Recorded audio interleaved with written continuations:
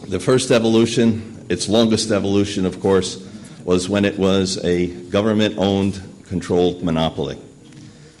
Unfortunately for us, this is the thing that most people remember. It is the image that most people still carry in their minds. In early 2003, Romtelecom launched a transformation plan. That plan was intended to bring Romtelecom up to be a 21st century telephone company. The resulting improvements in its financial health was much appreciated by the shareholders.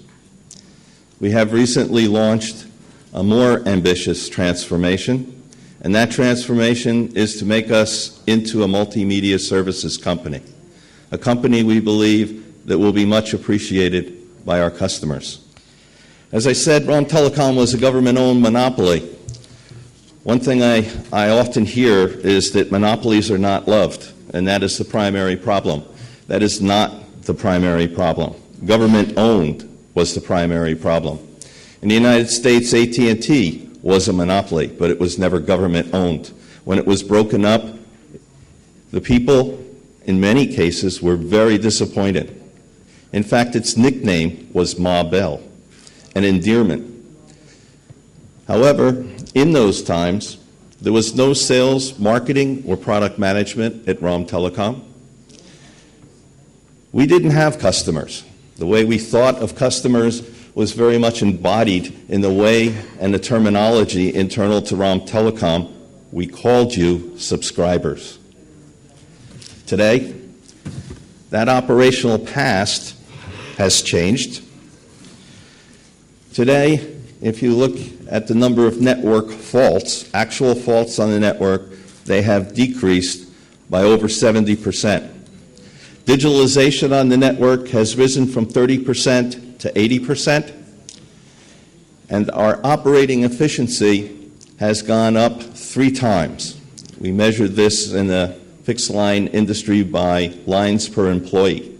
In the year 2000, Romtelecom had 91 lines per employee.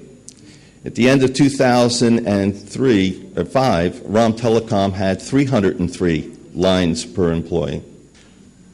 With respect to Romtelecom's financial past, revenues in 2005 regained levels that were similar to pre-liberalization. Romtelecom's operating expenses decreased by 140 million euro a year.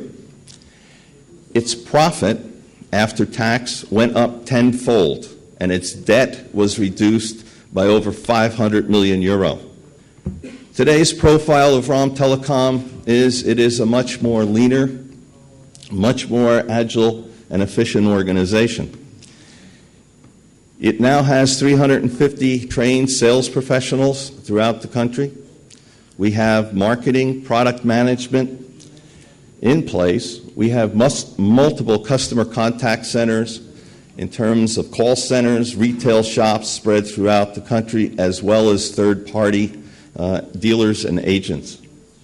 We have new product offers, including data, broadband, and content.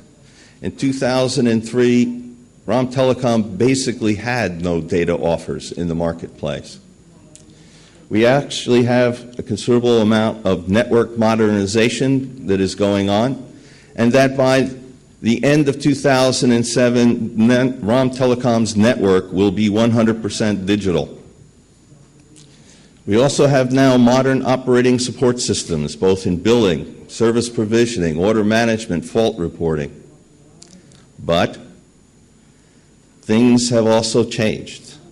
The best way to demonstrate the change, and this change is happening, of course, throughout the world, and Romania is no exception.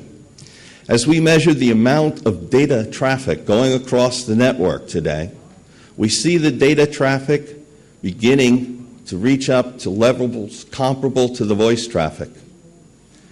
Now, the technology that the basic telephone company has used for 125 years is variously referred to as circuit switching or TDM. It is a technology that has worked extremely well, but was predicated upon handling voice calls. As the amount of data increases on the network, it becomes more and more problematic that the current technology cannot survive into the future. It is obvious just from the picture that it is a dramatically different network. It is dramatically different technology. It is IT technology. It is not telephone technology. Well, what is the benefits of deploying the next generation network? First, it supports very high-speed broadband access.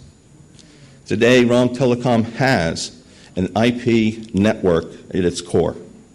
With the introduction of NGN, we will be able to handle even higher bandwidths. It has very efficient transmission capabilities, such that it will support things such as voice over IP. VoIP is one of the latest growing services in the world today for very low-cost voice services. It will also support multimedia services, including content services. It will also support, potentially in the future, high-definition TV.